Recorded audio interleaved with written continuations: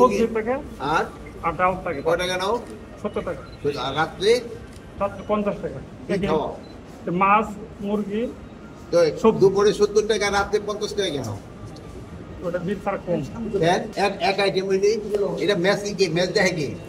তোমাকে এখান থেকে ম্যাচের কি তদন্ত দেখেন না?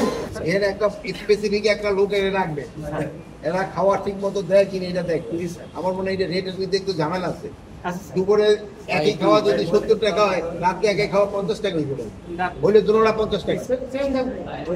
সেম মেনু হইলে একই দাম হবে, দুই ধরনের দাম হইতে পারবে। বুঝতে পারছেন? খাওয়া খাওয়ার দিকে একটু খেয়াল রাখতে হবে। বুঝতে পারছেন? একজন অফিসার দিয়ে থাকা দরকার হলে আপনার এখানে আপনি অনেক একজন এসআই এখানে নিয়োগ দিয়ে দিবেন, যিনি এদের খাওয়া দাওয়া না দেখবেন।